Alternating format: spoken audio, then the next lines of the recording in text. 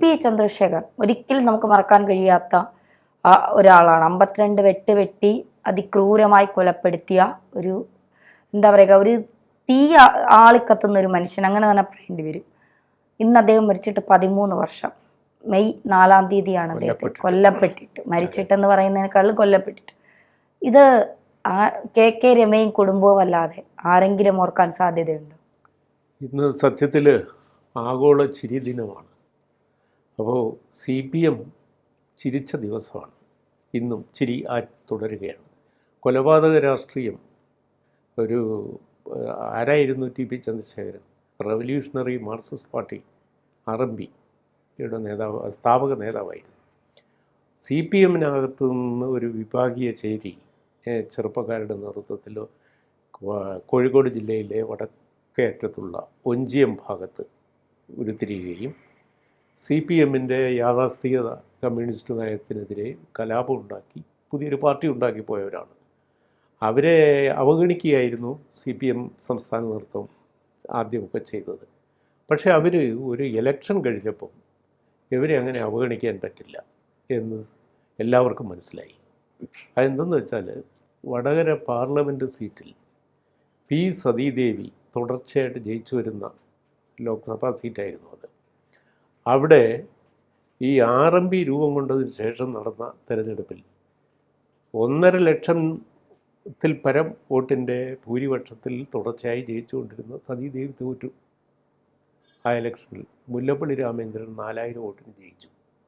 അപ്പം കേരളത്തിൽ CPMൻ്റെ ഏറ്റവും ഷുവർ സീറ്റുകളിലൊന്നായ എക്കാലത്തും ഏത് പ്രതികൂല രാഷ്ട്രീയ അവസ്ഥയിലും ഉറപ്പുള്ള ഒരു സീറ്റിൽ അവർ ദയനീയമായി തോറ്റു. ഇതിൻ്റെ രാഷ്ട്രീയ പക അത് RMPയോടാണ്, കോൺഗ്രസിനോടോ വേറെ ഏതെങ്കിലും കക്ഷിയോടല്ല CPM പ്രകടിപ്പിച്ചത്. അപ്പോൾ അങ്ങനെ കുലംകുത്തികൾ എന്ന ഒരു വിഭാഗമായി RMPക്കാർ മാറി. ആ കുലംകുത്തിയെ വകവരുത്താൻ എന്താണ് മാർഗം എന്ന് പാർട്ടിയുടെ ഗൂഢാലോചനയുണ്ടായി.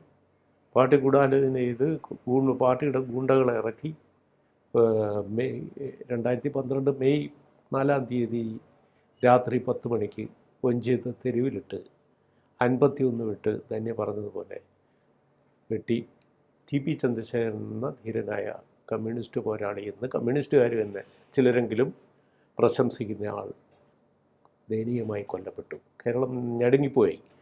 കാരണം CPMൻ്റെ കൊലവിളി രാഷ്ട്രീയം അവസാനിച്ചിട്ടില്ല എന്ന് വീണ്ടും അവർ ആവർത്തിക്കുകയായിരുന്നു. P സതീദേവി വടകരയിൽ തോറ്റതാണ് ഈ പകയ്ക്ക് കാരണം എന്നത് വളരെ വ്യക്തമായിരുന്നു. മാത്രമല്ല 25,000 വോട്ട് സ്വന്തമായി RMP വടകര സീറ്റിൽ പിടിച്ചു. അപ്പോൾ പെട്ടെന്ന് പാർട്ടിക്കകത്തൊരു ഭയങ്കര വിള്ളൽ. ഒഞ്ചിയം പ്രദേശം വേറൊരു കാര്യം കൊണ്ടും പ്രധാനമാണ്. സംസ്ഥാനത്തെ മുഖ്യമന്ത്രി പിണറായി വിജയൻ്റെ ഭാര്യ വീട് അവിടെയാണ്. ആൻറ്റി മാഷുടെ, ഒഞ്ചിയത്തെ ആൻറ്റി മാഷുടെ മകളാണ് കമല. അപ്പം അങ്ങനെ ഒരു ബന്ധവും കൂടിയുണ്ട്. പിന്നെ പിണറായി വിജയന് പ്രത്യേക ശ്രദ്ധയുള്ള പ്രദേശമാണ് ഒഞ്ചിയം പ്രദേശം. സുപ്രസിദ്ധമായ നിലയിൽ പിന്നെ കമ്മ്യൂണിസ്റ്റ് പാർട്ടിക്ക് വേരോട്ടമല്ല, ശക്തി കേന്ദ്രമാണ് അവിടെ ഒഞ്ചിയം രക്തസാക്ഷികളെ കുറിച്ചൊക്കെ അവർ വാദോരാതെ സംസാരിക്കുകയും അതിൻ്റെ അനുസ്മരണം നടത്തുകയും. അപ്പോൾ ഒഞ്ചിയം വെടിവെപ്പ് പണ്ട് നടന്നു. അതിൽ രക്തസാക്ഷിയായ ആളുകളുണ്ട്. അപ്പോൾ ആ അവദാനങ്ങളൊക്കെ പറയുന്ന ഒരു സ്ഥലത്ത് പാർട്ടി തോക്കുകയാണ്. തോറ്റപ്പോൾ ഇതിനെ എങ്ങനെ പ്രതിരോധിക്കുക? ഇതിൻ്റെ കാരണക്കാരനാരാണ്? TP ചന്ദ്രശേഖരൻ്റെ പാർട്ടിയാണ്. TP ചന്ദ്രശേഖരൻ അവിടുത്തെ ഒരു അപ്രതിരോധ്യ നേതാവായി വളർന്നു വരുന്നു.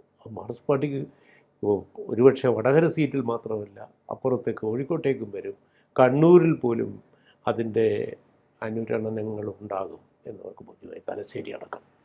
അപ്പോൾ ഇത് ഇപ്പോഴേ നുള്ളിയില്ലെങ്കിൽ മാർക്സിസ്റ്റ് പാർട്ടിയുടെ കാൽച്ചുവട്ടിലെ മണ്ണ് അതിവേഗം അവർ പ്രതീക്ഷിക്കുന്നതിനേക്കാൾ വേഗത്തിൽ ഒലിച്ചു പോകുന്ന ഒരു അന്തരീക്ഷം രൂപപ്പെട്ടു.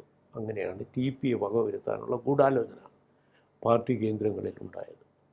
അത് നമ്മൾ പാർട്ടി കേന്ദ്രങ്ങൾ ഗൂഢാലോചന നടത്തുന്ന നാട്ടുകാരൊന്നും അറിയുന്നില്ല. അത് ഇംപ്ലിമെൻ്റ് ചെയ്തപ്പോഴാണ് നമുക്കത് മനസ്സിലായത്. അങ്ങനെയാണ് 2012 മെയ് 4-ാം തീയതി എന്നേക്ക് 13 വർഷം മുമ്പ് ടി.പി. ചന്ദ്രശേഖരൻ ഒഞ്ചിയത്തെ കവലയിൽ കൊല്ലപ്പെട്ടത്. ഓ അങ്ങനെ. ഈ അതിനുശേഷം ഈ CPM-നകത്തുള്ള ആളുകൾ തന്നെയാണ് ഇതിന്റെ പിന്നിൽ. ആദ്യം CPM ഇത് നിഷേധിച്ചു. അന്ന് ഞങ്ങൾക്കതിൽ യാതൊരു പങ്കുമില്ല, അതവരുടെ ഒരു സ്ഥിരം പതിവാണ്. പക്ഷേ അന്ന് ഉമ്മൻചാണ്ടി ഗവൺമെൻറ്റാണ്, തിരുവഞ്ചൂർ രാധാകൃഷ്ണനായിരുന്നു ആഭ്യന്തരമന്ത്രി. വളരെ ശക്തമായി ജോസഫ് പുന്നൂസ് DGP വളരെ ശക്തമായ പോലീസ് അന്വേഷണം ഉണ്ടായി. എല്ലാ പ്രതികളെയും ഒളി സങ്കേതങ്ങളിൽ നിന്ന്, കാടുകളിൽ നിന്നും മാർക്സിസ്റ്റ് പാർട്ടി സംരക്ഷിച്ച് താമസിപ്പിച്ചിരുന്ന ആളുകളെ ഒന്നൊന്നായി പിടിച്ചു. ആദ്യം തന്നെ ഈ കൊലയാളികൾ സഞ്ചരിച്ചിരുന്ന ഇൻഷാ അള്ളാ എന്ന് എഴുതി വെച്ച ഒരു ഇന്നോവ കാറ് കണ്ടെത്തി. കൂത്തുപറമ്പ് ഏരിയയിൽ കൊണ്ടേ ഒളിച്ചിട്ടിരുന്നു. അവിടെ നിന്ന് അപ്പോഴേക്ക് തെളിവുകൾ ഓരോന്ന് വരാൻ തുടങ്ങി. അതിശക്തവും സ്തുത്യർഹവുമായ പോലീസ് അന്വേഷണം ഉണ്ടായി. പ്രതികളെ കൊടിസുനി തുടങ്ങിയ ആളുകൾ, കിർമാണി മനോജ് എന്നൊക്കെ പറഞ്ഞ് പറയണം, ഇവന്മാരെല്ലാം CPM-ൻ്റെ ചോറ്റുപട്ടാളവും കൊലയാളികളുമാണ്, കൊട്ടേഷൻ ടീമാണ്. ഇവന്മാരെ എല്ലാം കാട്ടിലെ ഒളി സങ്കേതത്തിൽ നിന്ന് പോലീസ് വിദഗ്ധമായി പിടിച്ചു. അവരെ കൃത്യമായി ചോദ്യം ചെയ്തുകൊണ്ടിരിക്കെ ഇതിൻ്റെ ഗൂഢാലോചനയിലേക്ക് കേസ് നീളുന്നുവെന്ന് മനസ്സിലാക്കി പുന്നൂസ് ഈ കേസിൻ്റെ അന്വേഷണം അവിടെ വെച്ച് അവസാനിപ്പിച്ചു. എന്നിട്ട് ആഭ്യന്തരമന്ത്രി രാധാകൃഷ്ണനോട് പറഞ്ഞു, ഇനി ഇപ്പോൾ പോകുന്ന ഉന്നത നേതാക്കളുടെ ഗൂഢാലോചനയിലേക്കാണ്, നമുക്ക് ഗൂഢാലോചന ഭാവം പിന്നീട് അന്വേഷിക്കാം, അതുകൊണ്ട് ഇത്രയും പ്രതികളെ വെച്ചിട്ട് കുറ്റപത്രം കൊടുക്കാം. അങ്ങനെ ഗൂഢാലോചനാവശം രാഷ്ട്രീയമാണ്, അത് രാഷ്ട്രീയ പക കൊണ്ട് ചെയ്ത കൊലപാതകമാണ്. അപ്പോൾ കുഞ്ഞനന്ദൻ, രാമചന്ദ്രൻ എന്നീ ഒത്താശക്കാരുടെ ലെവലിലേക്ക് വെച്ച് പ്രതിസ്ഥാനം ഉറപ്പിച്ചുകൊണ്ട് കേസിൻ്റെ ചാർജ് ഷീറ്റ് കൊടുത്തു. അതിനുശേഷം ഫർദർ അന്വേഷണമൊന്നും ഇതുവരെ നടന്നിട്ടില്ല. അതുകൊണ്ട് KK രമയൊക്കെ ആവശ്യപ്പെടുന്നത് പോലുള്ള ഒരു ഗൂഢാലോചന വശം ഇതുവരെയും കണ്ടുപിടിച്ചിട്ടുമില്ല. ഗൂഢാലോചന അന്വേഷിച്ചു പോയിരുന്നുവെങ്കിൽ കേരള മുഖ്യമന്ത്രിയായിട്ട് പിണറായി വിജയൻ എന്നിരിക്കില്ല. അതാണ് ഈ പിണറായിയെ കാണുമ്പോൾ അത്രയും ഈ KK രമയ്ക്ക് ഈ രോഷം ഉണ്ടാകുന്നത് മുഴുവൻ ആ സത്യം അവർക്കറിയാമെന്നുള്ളത് കൊണ്ട് തന്നെയാണ്. പറഞ്ഞില്ല, ഇത് ഒന്നാം പ്രതിയായ പിണറായി വിജയനാണ് ഈ കേസിൻ്റെ ഒന്നാം പ്രതി ആകേണ്ട ആള്. അപ്പോൾ കൂത്തുപറമ്പ് ഏരിയ കമ്മിറ്റി കണ്ണൂർ ജില്ലയിലാണല്ലോ, അവിടെ കേന്ദ്രീകരിച്ച് നടന്ന ഒരു ഗൂഢാലോചന. ഇതൊക്കെ കുഞ്ഞനന്ദൻ, ഇപ്പം കുഞ്ഞനന്ദൻ ജീവിച്ചിരിപ്പില്ല, കുഞ്ഞനന്ദനിൽ വരെ എത്തി. അന്നത്തെ ഏരിയ കമ്മിറ്റി മെമ്പറോ സെക്രട്ടറിയോ എന്തോ ആയിരുന്നു കുഞ്ഞനന്ദൻ. അവിടെ വെച്ച് കേസ് അങ്ങ് ഒതുക്കി. പിന്നെ ഫർദർ അന്വേഷണം ഈ കോൺഗ്രസ് ഗവൺമെൻറ്റിനും താല്പര്യമില്ലാതായി. അങ്ങനെ ആണ് TP ചന്ദ്രൻ. പിന്നെ കോൺഗ്രസ് അത് കോമ്പൻസേറ്റ് ചെയ്യാൻ, ഒരു മനസാക്ഷി കുത്ത് ഒഴിവാക്കാൻ KK രമയെ UDF-ൻ്റെ സ്ഥാനാർത്ഥിയാക്കി, ജയിച്ച MLA ആക്കിക്കൊണ്ടിരുത്തി. RMPക്ക് അങ്ങനെ ഒരു, കാരണം RMP നിലനിൽക്കുന്നത് കോൺഗ്രസിലാണ്. വടകര സീറ്റ് ജയിച്ചു വരാൻ നല്ലത്. ഒരു K മുരളീധരൻ പിന്നീട് MP ആയി.